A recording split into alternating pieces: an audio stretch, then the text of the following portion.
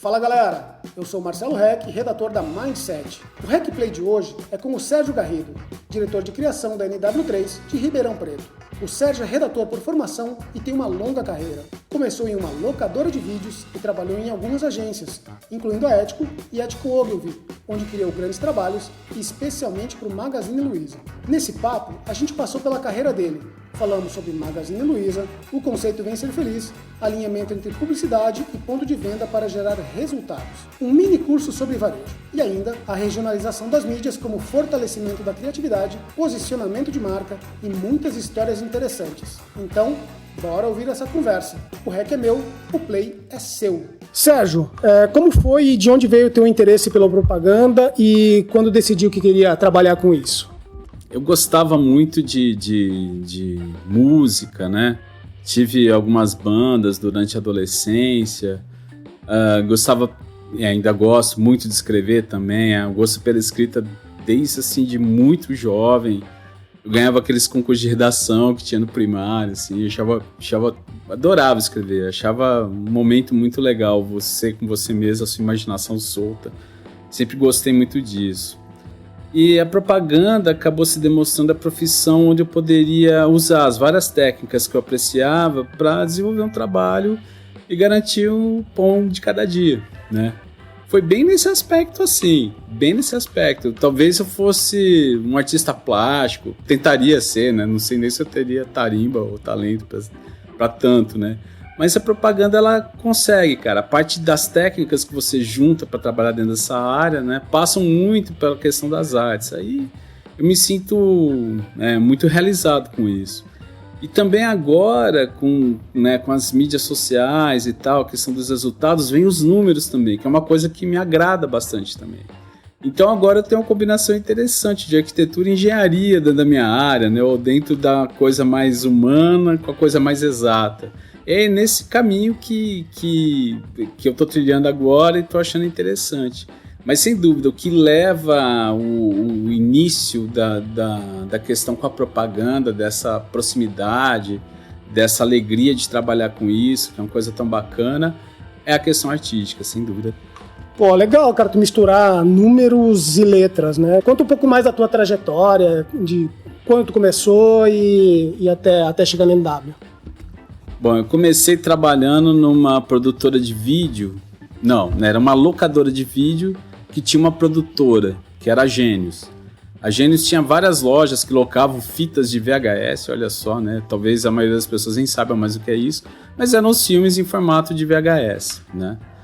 E trabalhando na Gênios, né, na área de produção, a gente fazia vídeos para divulgar sistemas produtivos de empresa, para aqueles vídeos assim, esta é a empresa com tantos anos em Ribeirão Preto, esses vídeos bem caretões assim. Aí um dia a gente começou a ficar de saco cheio disso, falando, vamos criar um programa para apresentar os filmes para quem ainda não está sabendo dos lançamentos como tem na locadora. Aí o que a gente fez? Comprou umas fitas com tipo assim, 5 minutos de rolo de filme só. E a gente gravava o programa em 5 minutos, fazia ali uma sinopse dos principais lançamentos, e a pessoa, quando vinha locar uma fita, ela levava essa fita junto. Ah, vocês colocavam ela gravavam junto com a fita? Na verdade não. Na verdade você vinha locar uma fita e você recebia essa fita curtinha de 5 minutos com o programa, apresentando os principais lançamentos do mercado cinematográfico dentro das locadoras naquela época, né? E aí depois da produtora foi pra agência. E na verdade eu comecei a trabalhar na produtora, eu não fazia propaganda ainda. Aí quando eu entrei na produtora, eu comecei a trabalhar de forma mais intensa com isso e me despertou a vontade de fazer essa faculdade, né? Já tinha feito música, já tinha feito letras, música e letras, olha só. E aí falei, eu vou fazer propaganda. Aí eu fiz propaganda, me identifiquei cada vez mais. E aí no meio do curso é que eu comecei a trabalhar numa agência muito pequena aqui de Ribeirão, mas muito interessante, que era a Meta Propaganda, do grande Luiz Minas aí. Se tiver ouvindo, algum dia ouvir, um abraço pra você, cara. Você foi muito importante na minha vida, assim, mostrando muita coisa legal sobre a área. E depois eu acabei indo para o mercado de Campinas, me estabeleci lá, fiquei durante 8 anos, na NBK, uma agência muito boa também, muito premiada, conquistamos muita coisa ali. E finalmente voltei para Ribeirão Preto, já no começo dos anos 2000, para trabalhar na Ético, né? Que era um momento de grande expansão do Magazine Luiza, e a agência também queria atender outros clientes além do próprio Magazine, né? E aí, NW depois passou uns 8 anos, né? Você falou de Ético, Ogilvy, né? E aí veio para NW3, né? São 12 anos de NW3. Exato. Fiquei ali trabalhando com o Magazine Luiza, né, durante muito tempo. Uma época muito interessante também, porque a Luiza é muito provocadora, muito fã de pesquisa, muito fã de entender o mercado, não só por números, mas também por comportamentos, né? A gente fazia muita pesquisa antes do governo começar a falar de classe C. A gente já percebia ali que tinha uma classe nova surgindo no país. A gente fez muita pesquisa em torno deles, descobriu muita coisa, né, ali. A gente teve um momento onde a gente começou a perceber que o impulso emocional acabava sendo mais decisivo para uma compra, garantindo uma margem melhor para quem está vendendo, do que o racional. Aí a gente trabalhou com vários raciocínios para transformar o que era racional em emocional, né? Aí durante uma reunião que apresentei um roteiro onde uma pessoa entrava na loja do Magazine Luiza e falava pro vendedor: cara, eu queria um domingo bem bacana, rodeado por amigos, tomando uma cerveja boa. Aí o vendedor falava: o senhor quer uma churrasqueira? Né? E por aí, por meio desse raciocínio, veio o Magazinês, né? Que é a língua do Magazine Luiza, onde a gente renomeou os produtos. A geladeira passou a se chamar Porta Gostosura, a máquina de lavar roupa passou a se chamar Máquina de Tempo Livre. Sempre essa questão de colocar o emocional antes do racional, para aí sim conseguir garantir uma margem melhor na negociação junto aos clientes do Magazine Luiza, e também demonstrando que é algo positivo, né? Reforçando bastante o posicionamento de vem ser feliz, que a marca optou na época para utilizar, né? Vamos à mágica, resultados, como o que isso repercutiu em venda do Magazine e foi importante para um crescimento. Foi um momento, acho que a Magazine Luiza explodiu, né, para o Brasil e não só para a região de São Paulo, onde ele era mais forte, né? Esse momento em específico era um momento de grande expansão natural, né? Então, assim, fica até difícil saber aí, né? Se a campanha ou se o momento econômico era tão positivo que fez deslanchar. Mas o importante, a princípio, é que deslanchou. Eu acho que tem outros trabalhos, ou um trabalho mais específico, que eu gostaria de citar também, que esse sim foi muito decisivo, né? A gente estava buscando uma forma de melhorar a curva negativa do varejo, né? Que é compreendida de janeiro a março no Brasil, né? Aquele período, acaba o ano, não acontece o carnaval, onde as vendas despencam. E aí, um belo dia, eu pensei em utilizar a dupla Rio Negro e Solimões, né? Uma campanha que se chamava Ganha Tudo, né? Naquela época tinha o caminhão do Faustão, que o Faustão ia lá, entregava um monte de prêmio na casa da pessoa. E na minha ideia, além de deixar os prêmios que estavam dentro do caminhão, o Rio Negro e Solimões deixava o caminhão também para a pessoa. Tanto que no filme, né, os dois iam lá fazer a entrega e tal, e depois eles pediam carona na estrada porque eles deixaram o caminhão, não tinha como voltar, né?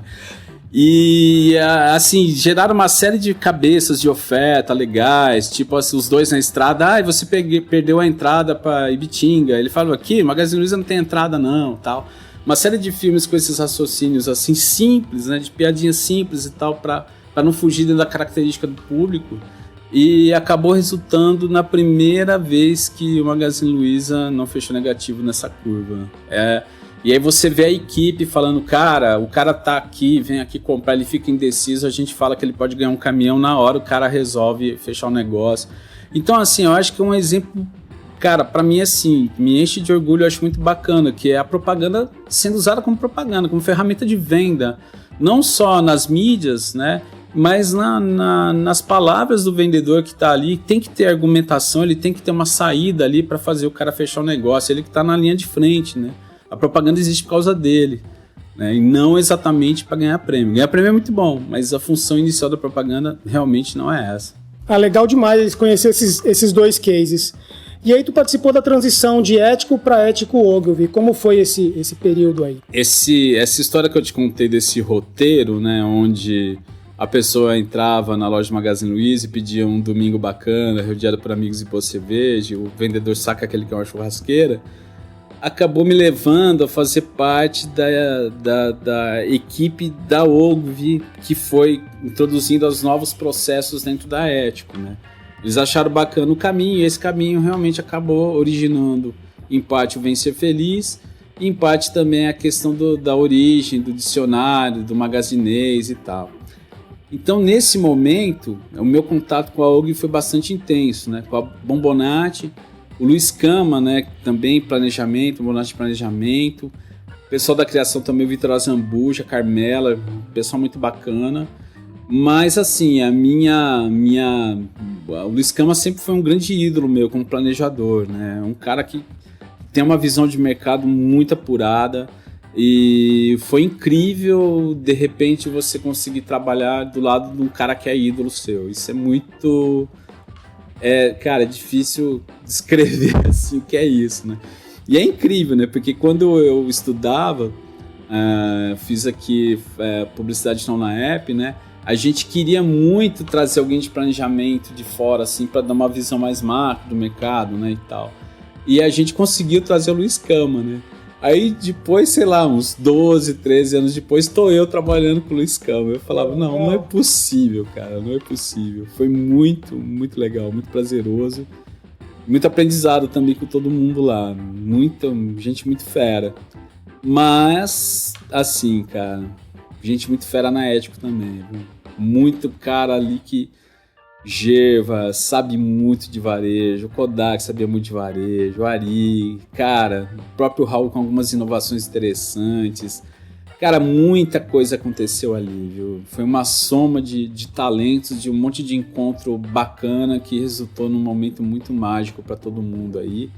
Problemas também, mas muita coisa legal aconteceu. Legal, aí Ético Ogilvy foi para São Paulo, o Sérgio ficou em Ribeirão. Aí NW3, como foi entrar na NW3, passar a ser diretor de criação, essa mudança? Chegando na NW3, eu já gostei do slogan, né? Porque assim, voltando um pouquinho ainda na Ético, antes de Ogilvy até, a Ético funcionava muito assim, cara. Você fazia uma campanha sobre, sei lá, venda de ventiladores.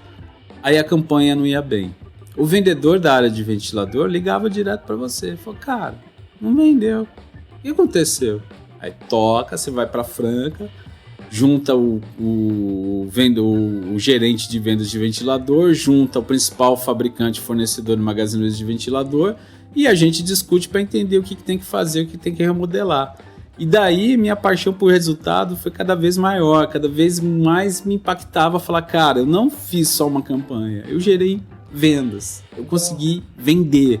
E isso é muito legal. Eu agradei a equipe de venda, a equipe de venda comprou a ideia antes de vender qualquer outra coisa, né?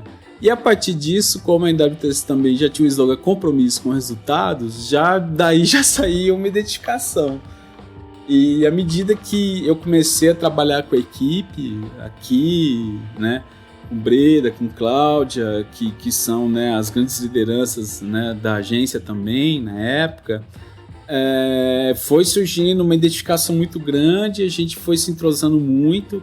Eu tinha muito uma tendência a posicionar produto, a gostar de posicionar, gostar de entender o mapa mental do cliente, onde esse produto estaria encaixado, né, nas escalas de valores de marca que eram concorrentes. E gradativamente eu fui aplicando isso e também fiz uma pós-graduação em marketing na FAP, que me ajudou também a entender outras questões com relação ao mercado. E eu fui me adaptando a isso e em 2 semanas ou 3 semanas de agência já me colocaram como supervisor de criação. E aí foi a evolução até a direção, né? Com bastante resultado que a gente foi colhendo positivo, né? Não, né, muito em função da equipe que a gente tinha e tem até hoje, que é Power. Gente muito boa, gente muito ligada, muito antenada em tudo que está acontecendo e que gosta de uma novidade, que gosta de falar de inovação, que gosta de estar contando coisas que estão acontecendo no mundo e no mercado, né? Então é meio isso que acaba acontecendo, né? A gente acaba tendo uma identificação para trabalhar, né? Com as pessoas que estão ao nosso redor. Eu acho que isso é muito importante, é sempre muito importante. Legal demais. E como é que, tá falando agora, né, assumiu direção de criação, como é que até hoje você faz para conseguir tirar o máximo da tua equipe, estimular eles e arrancar sempre resultado, o melhor resultado criativo e resultado em vendas? Eu acredito muito em gestão participativa e descentralização de poder, né? Eu acho que como dar aula também é uma coisa que me agrada muito, e eu acho que eu tirei isso talvez das aulas, você não ser o centro, né, da coisa. Se as pessoas elas tomam posse de algo e elas acreditam que aquilo é delas, é muito importante para elas, se ninguém ficar cortando barato delas, ela vai pegar aquilo com carinho e vai curtir fazer o melhor trabalho possível. Agora, se você ficar toda hora botando regra, botando eu sei, ninguém sabe, só eu sei, eu acho que você tende a dar com os burros na água. Porque trabalhar em equipe é algo extremamente delicado. As pessoas, a gente sabe, elas são difíceis. A gente é pessoa e a gente também é difícil. Mas a gente tem que entender que se colocar no lugar do outro é sempre fundamental. Seja no momento de receber ordem, seja no momento de dar ordem, né? O papel também, às vezes, de quem comanda não é fácil, é tão difícil como o papel de quem é comandado, mas eu acho que quanto mais descentralizado esse comando, melhor, porque as pessoas se sentem participativas, se sentem donas do processo, se sentem ativas dentro do processo, e não são só, faz isso, faz aquilo. Eu acho que isso aí é que não é legal. Eu acho que você dar poder para as pessoas é fundamental, assim, para que elas consigam fazer campanhas e conceitos poderosos. Campanhas e conceitos poderosos. A gente estava falando aí, né? Tu contou um pouco dos teus filmes, o que tu fez. Como é o teu processo criativo? Como é que tu chega nas coisas? Como é que tu usa toda a tua experiência para chegar em ideias fortes e relevantes? Isso é. Você tá entregando o jogo, né? Agora você tá entregando. Essa pergunta é sempre cruel, né, cara? Sempre cruel, porque a bem da verdade, cada hora vende algo, né? Eu acho que o principal é a gente estar aberto às coisas mesmo, a qualquer coisa, né? E não é demagogia, porque porque você tem que ser... Não, mas não é, cara, não é demagogia, porque tudo que tá nesse planeta, só tá nesse planeta porque faz sentido para alguém. E se aquilo faz sentido para alguém, ele pode ser um gatilho interessante para você utilizar na divulgação de um produto. Então não adianta, né, você querer... Claro que você tem que ter seus gostos pessoais e tal, mas entender que em propaganda o seu gosto pessoal é o que importa menos, né? O que importa mesmo é o que é relevante para quem é o público-alvo, ou a persona, ou para quem você vai direcionar esse produto, né? Essa é a grande questão, né? Então eu procuro ler de tudo, assistir tudo que aparece. É claro que cada vez é mais difícil, porque tem muita coisa, tem muita plataforma de conteúdo, né?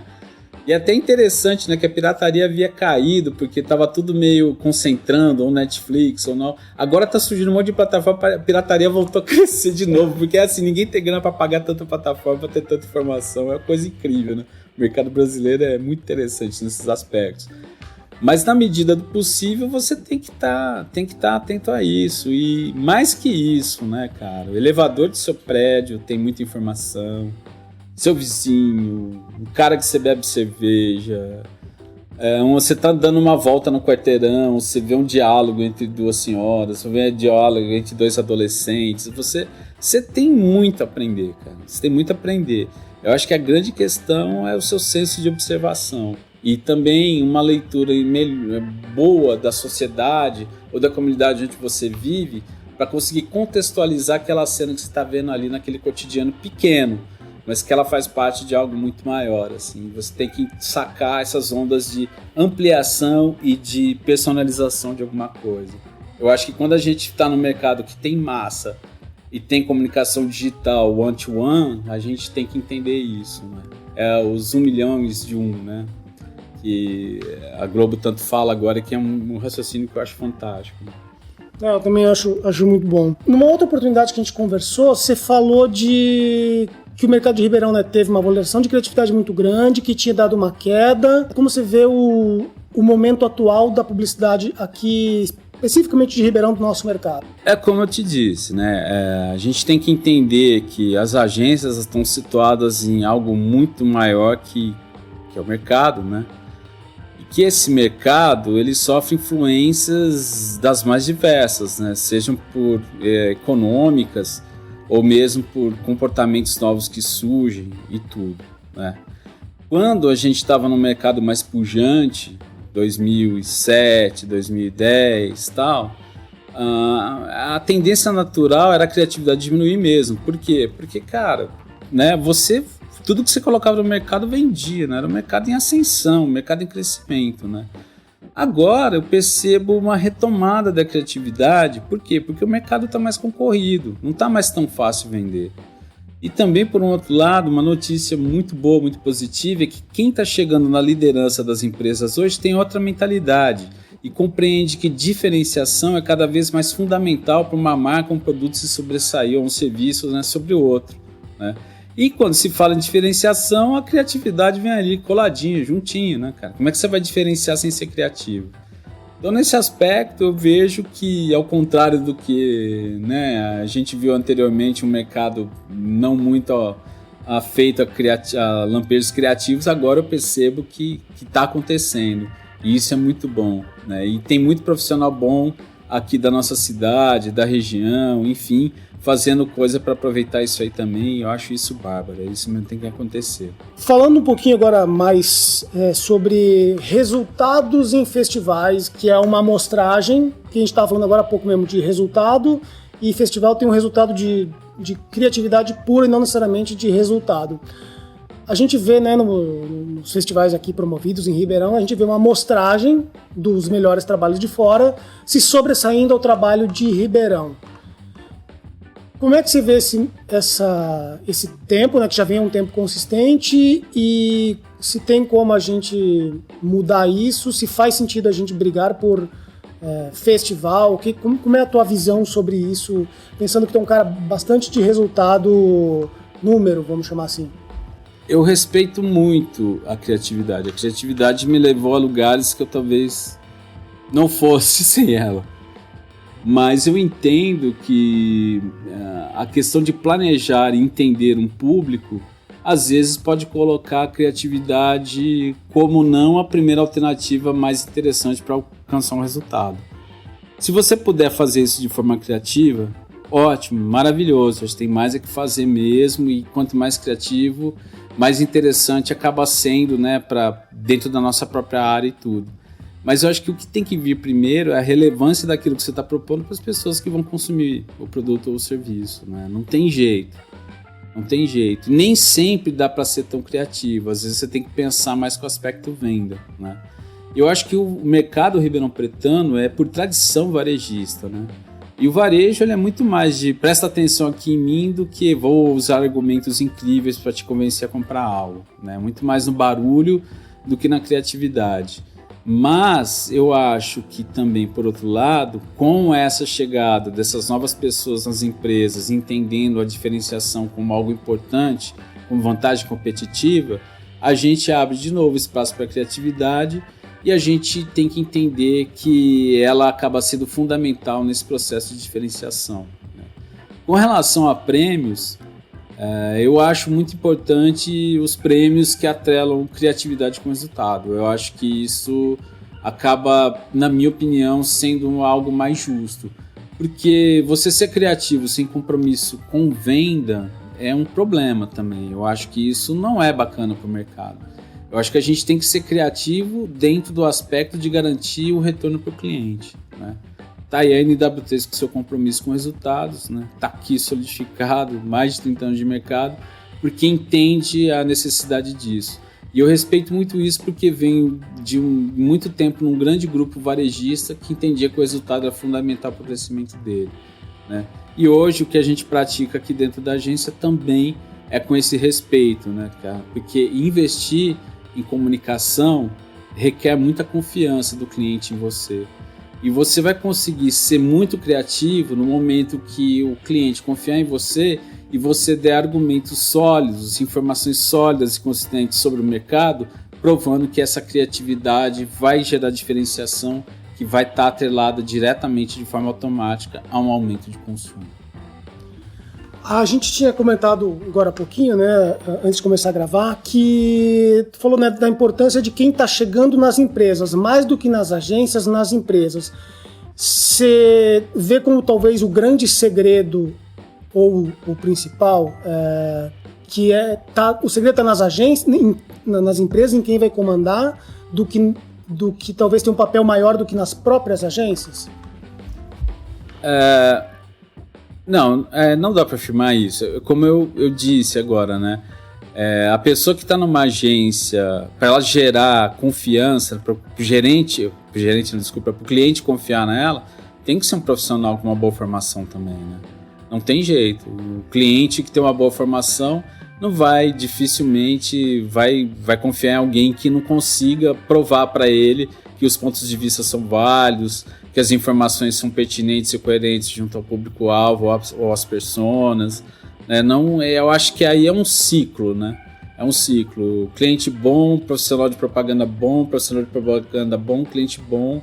E eu acho que seja um ciclo muito virtuoso aí pra gente. E isso chega em um lugar que construa um mercado mais saudável, né? Com muita confiança dos clientes na gente e a gente retribuindo essa confiança com bons resultados. Publicitários, eu parti do princípio que nós somos bons, tá? Que a gente é criativo, que a gente é esse profissional que o Sérgio falou, que a gente já é talentoso, bem informado, a partir desse princípio. Então, se sintam elogiados. Mas legal demais, Sérgio, tu falar isso. Cara, eu queria voltar no Magazine Luiza, assim, porque eu acho que foi uma puta de uma escola que tu carrega até hoje. Tu tinha comentado da Luiza investir muito em planejamento, de varejo, e tu tinha falado assim, momento em que talvez a criatividade é menos importante do que falar a coisa certa. O exemplo que tu deu foi do Vem Ser Feliz. Conta um pouquinho dessa história, de como surgiu e a questão da dispersão, que eu acho que tem um raciocínio muito interessante que acho que todo mundo pode aproveitar para entender também o momento em que é gol de placa e tem hora que é botar a bola para dentro. É delicado, né, esse assunto, mas a gente participou de muitos laboratórios com peças, né, que foram desenvolvidas com as mais diferentes funções. Esses laboratórios direto com consumidores e tal, para avaliar as peças, para dizer o que entenderam, sempre regidos pelo princípio de que comunicação é aquilo que a pessoa entende, não o que você diz, né? E muitas vezes os filmes de varejo com a necessidade de ter 3 ofertas ali no miolo, eles tinham uma piada inicial que o consumidor se perdia nessa piada inicial, ele ficava tentando sacar a piada, porque são 30 segundos, tem que ter 3 ofertas, né? E ao mesmo tempo ele não prestava atenção no preço, enfim, no fim das contas o filme não conseguia cumprir o papel dele, né? Isso não quer dizer que em hipótese nenhuma, né, você não possa ser criativo num contexto desse, mas você tem que assim, ser muito pertinente para puxar a criatividade aí, senão você corre o risco, que é o pior deles, né, que as ofertas não aparecerem e serem eclipsadas por outros aspectos estéticos que o filme propõe. Para abrir o tema sobre publicidade dentro do nosso contexto, vamos começar por um filme teu que tem uma boa história e um orçamento maior ainda. Luxo total, né? Eu lembro que quando a gente começou com a Ogilvy, né, a primeira campanha de impacto foi Felicidade Já, né?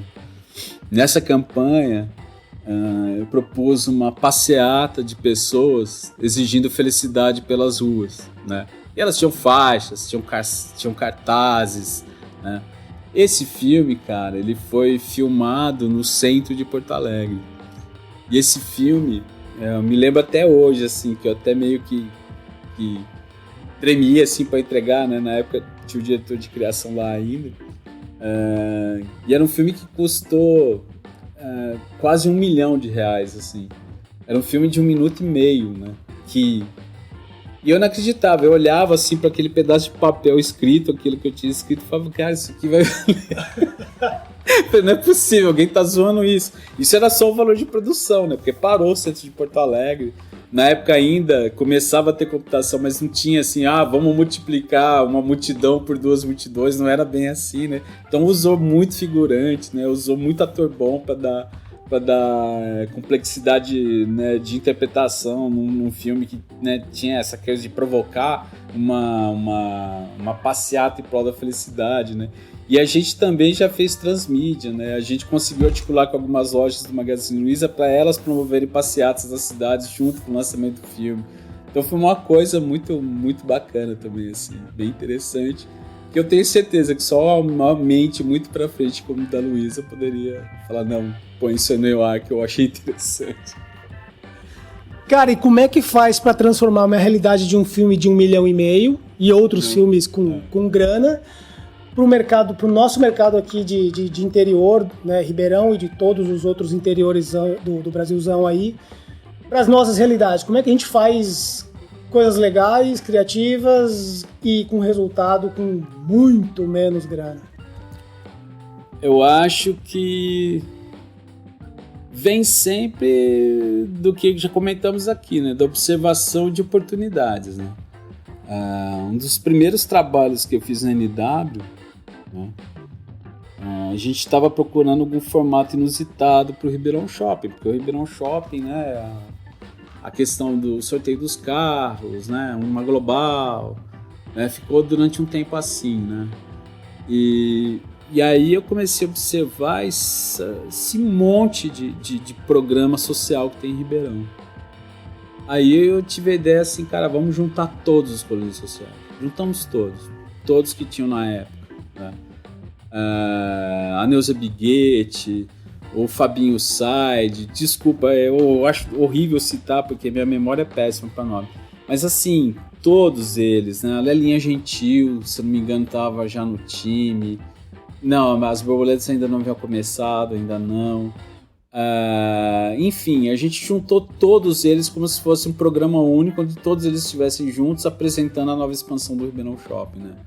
E foi um trabalho, assim, cara, que a hora que terminou, eu olhei e falei, cara, que bacana que ficou isso, né? Todo mundo que foi exposto, assim, e começou aquele monte de comentário. Nossa, você viu aquilo, um filme que eles estão todos juntos falando do mesmo assunto, que coisa incrível e tal e tal.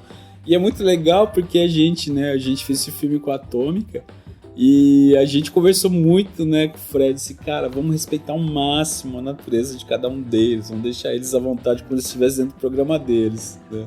E foi bárbaro, cara, e não foi uma coisa vultuosa, não foi uma coisa certeza que foi mais barato que um global. Muito bem mais barato que um global, né? E com a grandiosidade e o apelo que cada uma dessas personagens assim tem dentro da cidade, né? Que eles têm a relevância deles, têm o público deles, né? Isso foi bárbaro, foi muito legal. Cara, e aí nesse movimento todo de mudança, transformação de mundo, qual é o papel da NW3 nesse processo todo e como o Sérgio e a agência estão se preparando, se reinventando para continuar relevantes tanto para mercado quanto para cliente?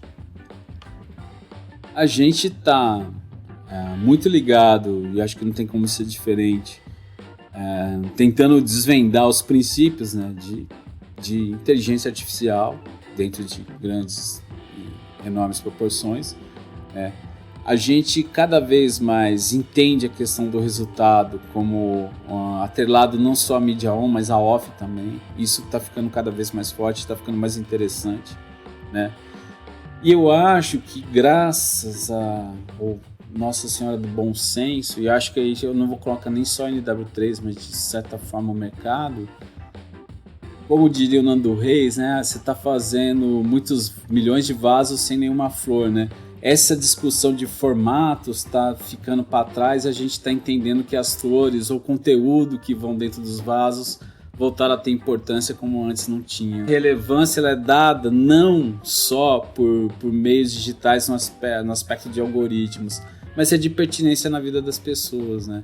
Acho que as agências que vêm fazendo um bom trabalho têm essa percepção, cara, o digital é um reflexo do real. Ela é um reflexo do real. Tudo bem que ele pode propor coisas novas a partir da própria relevância dele, mas ele é um reflexo do real, né? Acho que quando a gente tem essa percepção e percebe que o encontro físico é onde de fato as coisas acontecem, né? Você pode protestar muito no Facebook, mas de fato para algo acontecer você tem que ir nas audiências da prefeitura para provocar alguma coisa, né? Você passa a entender esse mundo melhor e a entender que ele só está passando talvez por um deslumbre, que daqui a pouco as coisas vão voltar ao lugar. Eu acho que a gente se perde muito nesse meio de transformação de um monte de coisa. A gente vê especificamente publicidade.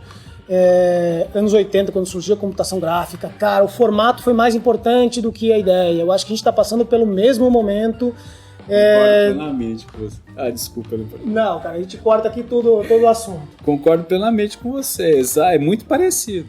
É muito parecido. Eu lembro que quando eu fui trabalhar na NBK, nos anos 90, né, tal, o Beto, Beto Moreira, diretor de criação da NBK, ele era um sarrista, né?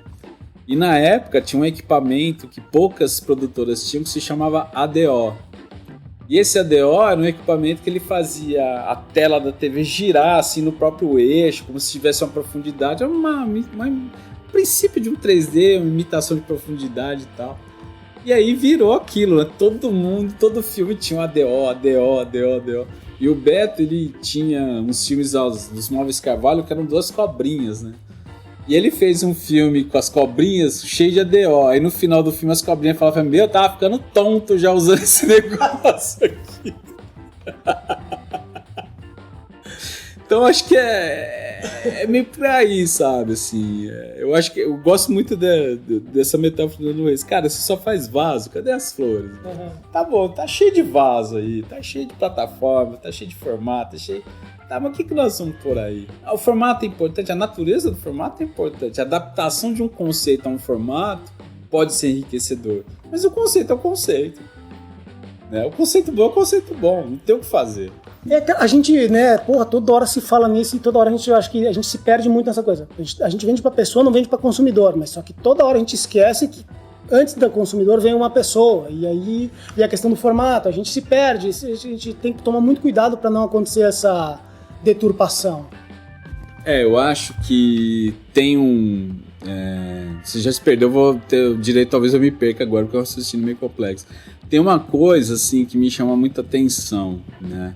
Pensando de forma positiva sobre o mercado, pensando que tem uma revalorização da criatividade, pensando que os formatos são importantes, mas o conteúdo também vai ficando cada vez mais claro que ele tem que ter relevância na vida da pessoa, senão isso não vai funcionar. Me faz pensar um outro aspecto, né? Que eu acho que até os anos 90, né, a gente vinha assim, o cliente chegava: cara, eu tenho esse produto aqui, vamos arrumar um consumidor para vender ele e tal, né? Vender esse produto, cara. E hoje o raciocínio é: cara, eu vi que tem um público assim e eu pensei nesse produto aqui para esse público. Tem essa inversão e tem uma outra inversão que eu acho mais potente, mais interessante ainda. A gente vivia muito de esconder defeitos, eu acho, até os anos 90. E eu acho que tem uma tendência de lá para cá, e que hoje muito forte, que ao invés de esconder defeito, é valorizar qualidades. Acho que o mercado evoluiu, o consumidor, apesar de tudo que a gente passou, ele se tornou uma pessoa mais exigente. De alguma forma misteriosa, ele está super exigente. Às vezes até exageradamente em algumas questões, é verdade, o Reclame Aqui tá cheio de coisa maluca lá, mas assim, a verdade é isso, o consumidor se tornou exigente, os produtos tiveram muito mais para acrescentar qualidades e valorizá-las do que propriamente esconder defeitos. Eu acho que isso é super positivo para todos nós. Né? Ô Sérgio, e agências do interiorzão do Brasil, de Ribeirão ou de fora, quais delas estão te chamando a atenção e o que dá para aprender com elas, tirar de bom e aplicar para gente? Eu acho que as que chamam a atenção é as que sacaram primeiro a grande questão. Cara, hoje você pode regionalizar mídias como nunca se pôde antes. Hoje você pode regionalizar uma mídia de acordo com como funcionam as relações comunitárias dentro da sua rua, da sua casa, dentro do seu bairro. Depois, sim, ir para a cidade, depois ir para o estado, né? Eu acho que o que a gente tem a aprender com quem está usando bem essas ferramentas é o respeito pelo indivíduo mesmo, né? E pela regionalização, até pela personalização da comunicação, né? a gente vê resultados surpreendentes, né? De uma pessoa fazer um filme que às vezes você vê ali no YouTube, de repente numa estética que você acha até engraçada, mas lá dentro daquela comunidade, quando você dá uma pesquisada, vê que aquilo faz o maior sentido para eles, né, cara? E eles estão se representando o que eles pensam, o que eles acham das coisas por meio desse filme também, né? E até sentem meio, às vezes, orgulho de compartilhar isso e tal. Então, acho que a grande questão é essa, cara. Se a gente tá no fortalecimento das mídias, no aspecto de regionalidade, de serem cada vez mais representativas, de núcleos cada vez menores de população, eu acho que o grande aprendizado está aí. Entender que os lugares são diferentes e que a comunicação tem que funcionar diferente, né? Claro que a gente ainda tem uma influência muito grande de comunicação de massa, que é importante. Tem marcas que estão em grandes territórios ou são representadas em grandes territórios e elas têm que perder um pouco, acabam pagando aí uma taxinha, né, de não poder serem tão personalizadas. Mas mesmo essas grandes marcas, eu percebo que trabalham dentro de nichos bastante específicos dentro das mídias sociais.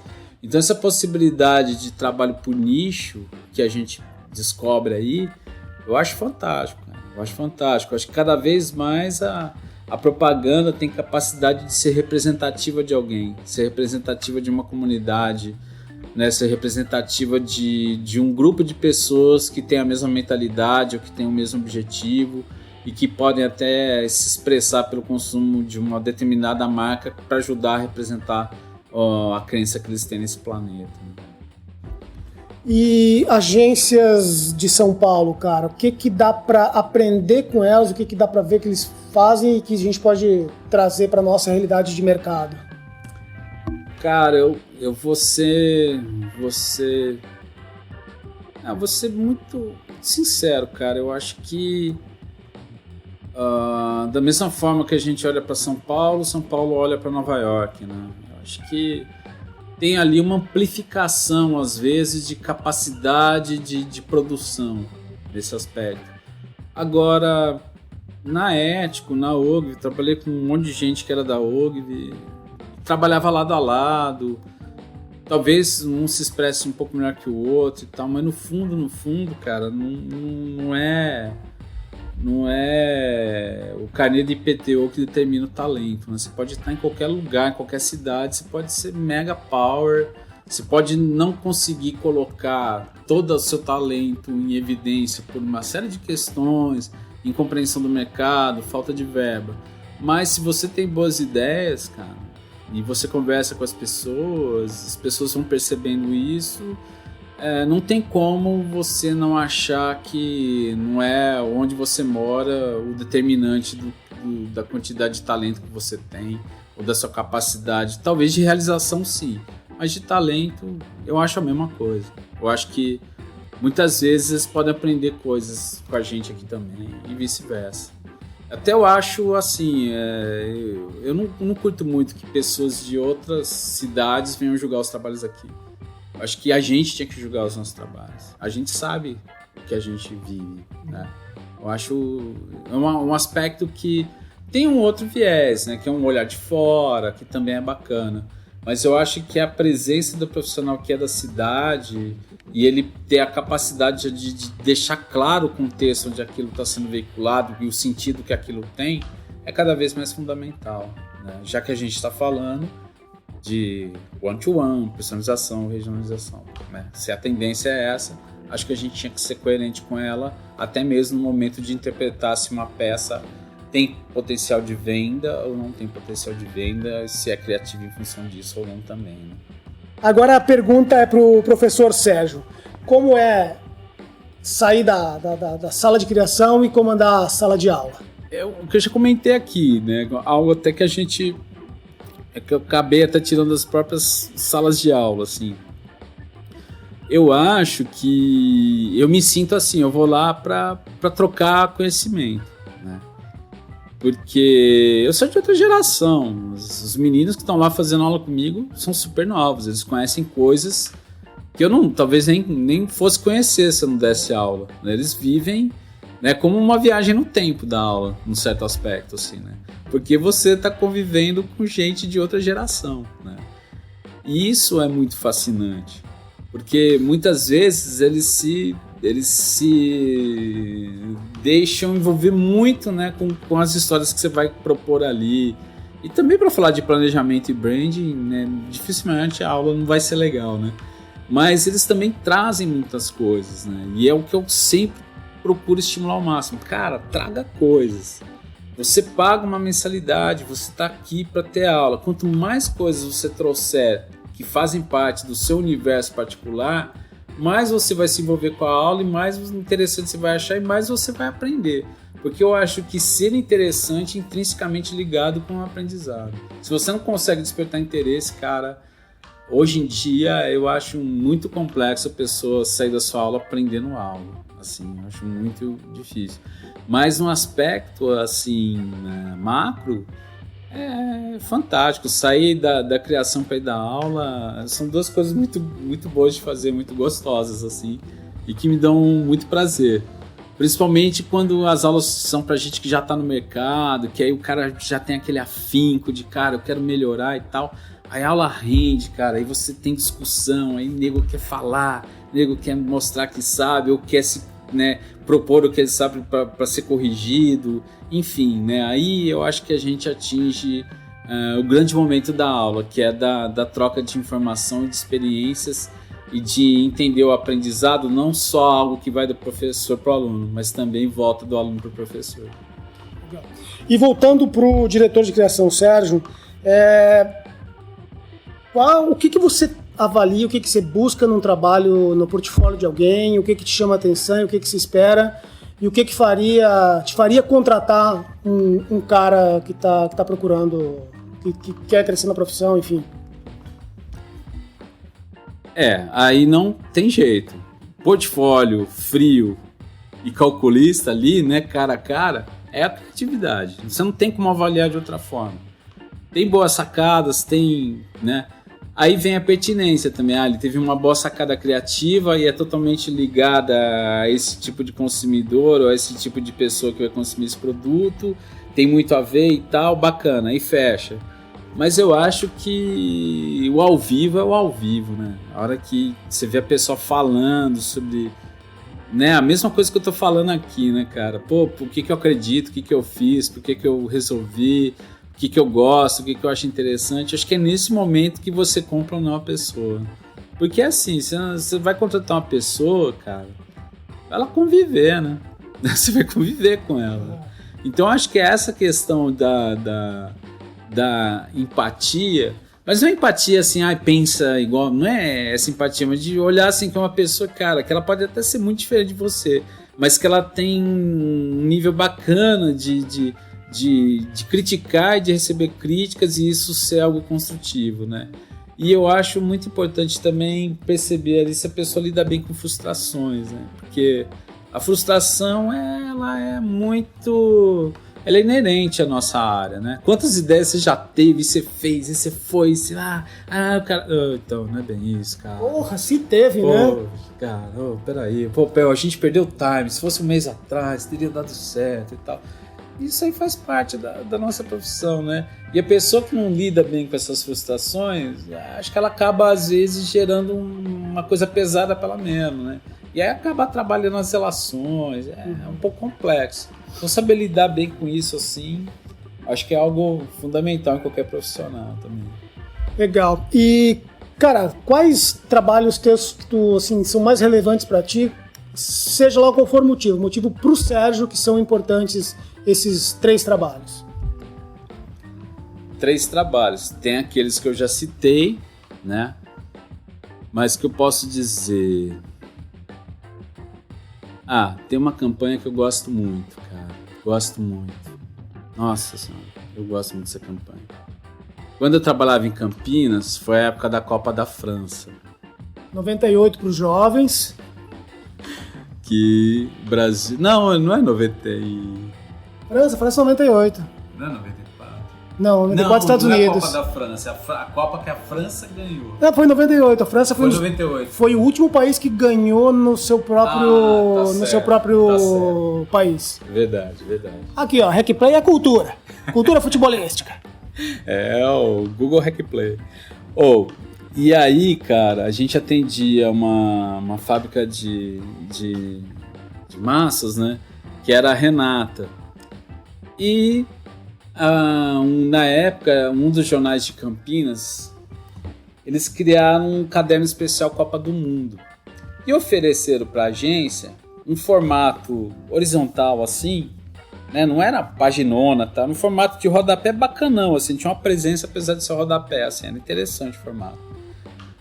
E ficou aquilo, né? Fechou, achou bacana na Copa e chegou, tá, e beleza, e agora? O que é a massa e a Copa, né?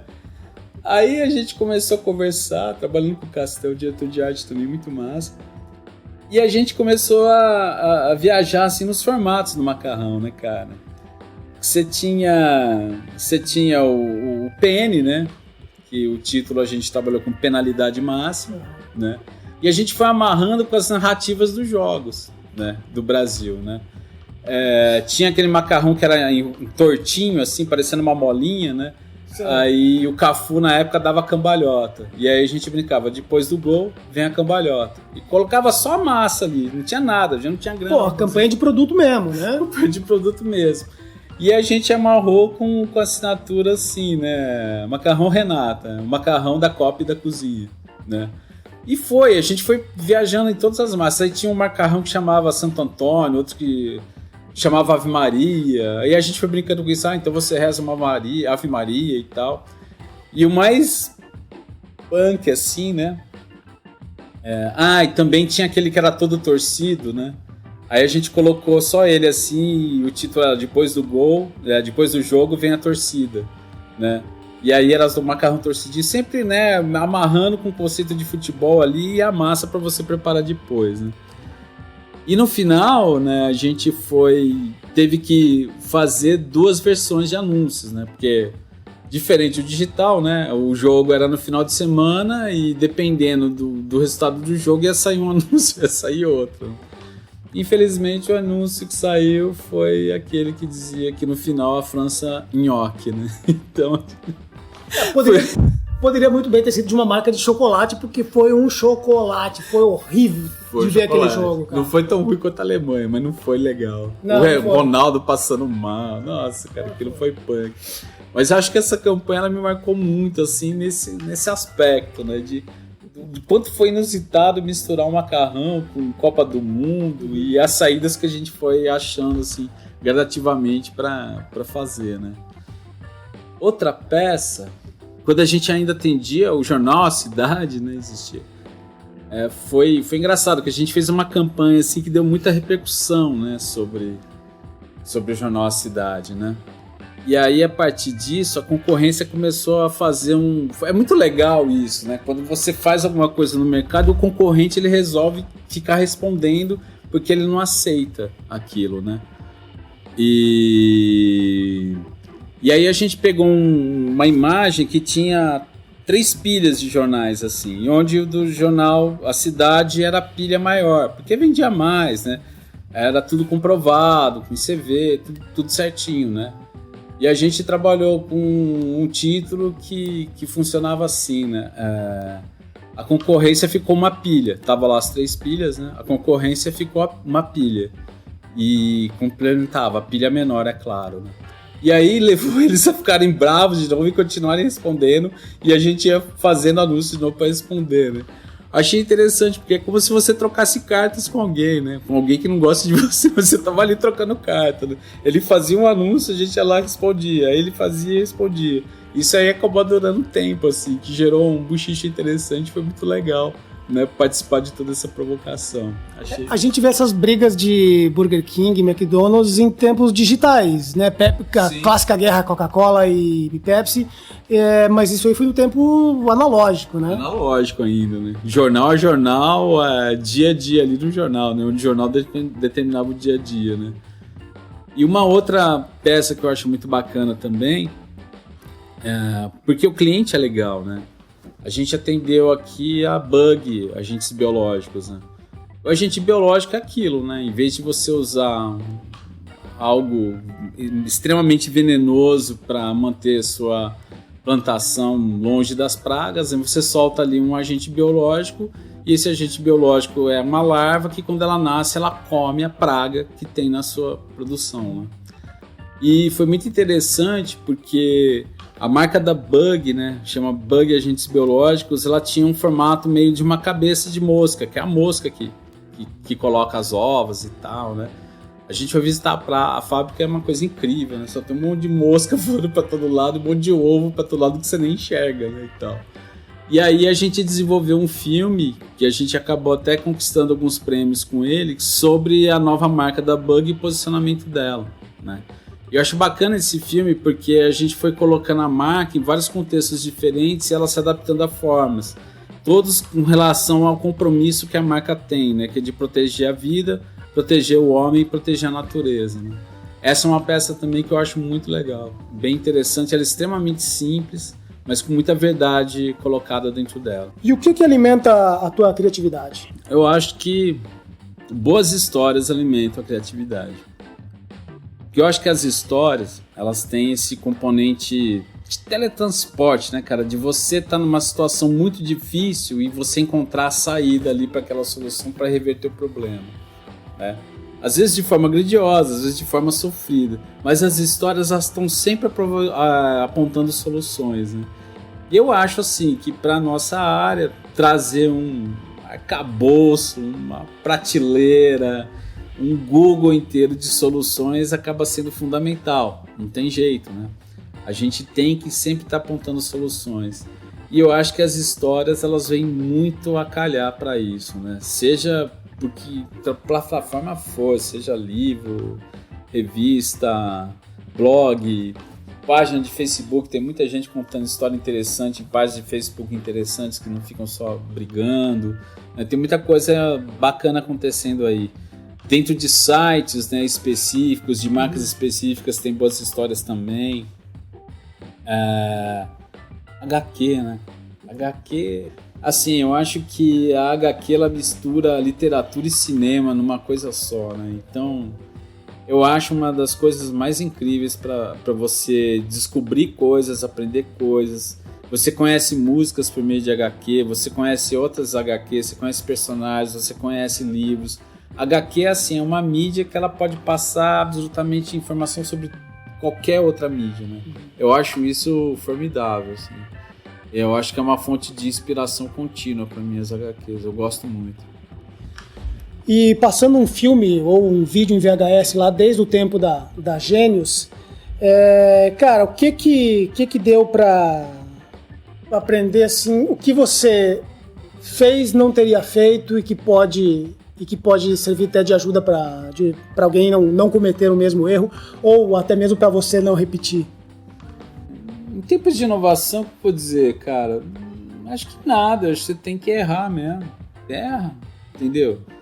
Tem que errar, eu acho que você tem que entender que os grandes aprendizados na vida acontecem nos erros, né? Você aprende muito mais quando você erra do que quando você acerta, porque quando você acerta é só vibrar, comemorar, receber parabéns, né? Quando você erra, aí é um declínio sobre si mesmo, entender onde que está o problema, conversar sobre si mesmo, se cobrar mais. Então você aprende muito aí. Acho que a grande questão é você não transformar erro em hábito, né? Aí eu erro sempre, né? Mas, cara, tem que errar. Não tem muito como saber, se eu fizesse assim, aí ia acontecer. Tipo, né, aquelas tramas de filmes que tem viagem no tempo. Então eu cheguei aqui, aí isso mudou, e minha mãe ficou desse jeito, meu pai mudou totalmente. Tá? Não, né? Não tem jeito. Eu acho que a gente tem que encarar e tentar, né? Como você falando aí, cara, fiquei um tempão, vou pôr isso no ar. Agora você veio aqui, a gente tá conversando, você já tem 2 outras entrevistas, né? A coisa vai ganhando, você vai aprender um monte de coisa, você vai errar alguns dias, vai acertar outros e, cara, o importante é que você tá fazendo, né? Cara, tentar é a melhor parte, cara, botar em prática é muito legal, cara. E pra fechar, qual seria a tua dica para quem está começando? Que seria também uma excelente dica pro jovem Sérgio que estaria começando lá na produtora da Gênios. Eu acho que tentar compreender o máximo possível Machine Learning e Data Science, né? Eu acho que são 2 disciplinas muito importantes para o que vem aí para o futuro. né? Eu acho que a capacidade das máquinas de coletar informação, filtrarem, até mesmo personalizarem ofertas, vai ser cada vez mais fundamental, né?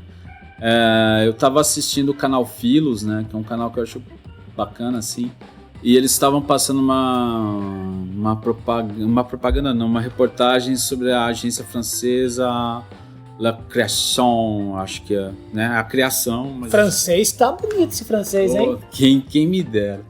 E aí, cara, eles falando que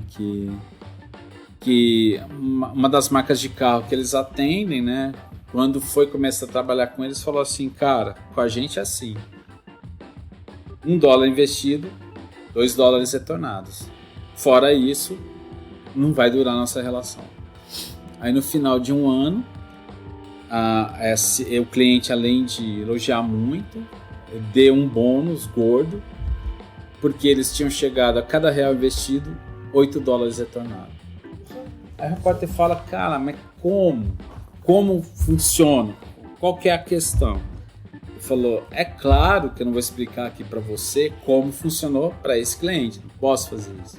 O que eu posso fazer com você é te dar um exemplo usando um objeto bobo, como um guarda-chuva, alguma coisa assim. Ok, eu aceito. Como que funciona? Bom, o que acontece? Vamos dizer que hoje você entre numa página e compre uma passagem para Boston. Nesse exato momento, um robô descobriu que você comprou uma passagem para Boston e já informou alguma pessoa de criação que você comprou uma passagem para Boston, né? Aí a pessoa de criação vai acionar uma rede de outros robôs que vão prever os dias, a previsão do tempo durante toda essa estadia em Boston, porque o outro robô já coletou que você está indo para Boston, vai ficar uma semana. E aí manda um job para um outro criativo que vai montar um job de acordo com a previsão do tempo. Se vai estar sol em Boston, automaticamente eu monto um combo com óculos de sol, calção e camiseta e chinelo e mando esse combo para você no momento seguinte que você fez essa reserva para Boston. Óbvio que com um link sobre Boston e com um link sobre vai estar quente em Boston, né? Se ao contrário, se vai estar chovendo, eu monto um outro link, um casaco, um guarda-chuva, uma galocha ou uma bota de couro mais grosso, porque vai estar chovendo, úmido e talvez frio em Boston. Então, o que a gente faz com qualquer marca é isso, né? A gente consegue entender a jornada do consumidor dentro da web e a partir dessa jornada a gente monta ofertas para momentos específicos. E a gente, da La Création, consegue fazer isso com absolutamente qualquer marca. Então não é por acaso que a cada $1 investido são $8 retornados. Lembrando que essa agência é do grupo Publicis. Lembrando que quem fez o negócio final para ficar com a grande concentração de dados, né, que tem lá na Califórnia, que é um nome específico, né? E foi que várias agências do mundo queriam comprar essa concentração e quem acabou fechando o negócio foi a Publicis. Uhum. E não por acaso depois surge a criação usando esse tipo de tecnologia para gerar consumo. É formidável. Eu acho isso formidável. Acho que nesse aspecto a gente compreender essas tecnologias vai ser cada vez mais fundamental, né, para a gente atuar no mercado. Mas também tem o outro lado da questão, né? Que você, ao mesmo tempo que tem que compreender essas tecnologias, tem que compreender motivações das pessoas. Então, é como eu disse no começo de tudo aqui, cara. Acho que humanas e exatas vão ser dois polos importantíssimos para os desafios que vêm aí pela frente. Então, essa é a dica que eu dou. Maravilha, obrigado demais, Sérgio, pelo teu tempo, pelo papo, e espero que todo mundo tenha gostado também da nossa conversa. Só complementando, o que eu estava querendo dizer era o Big Data. O Big Data que foi comprado pela Publicis.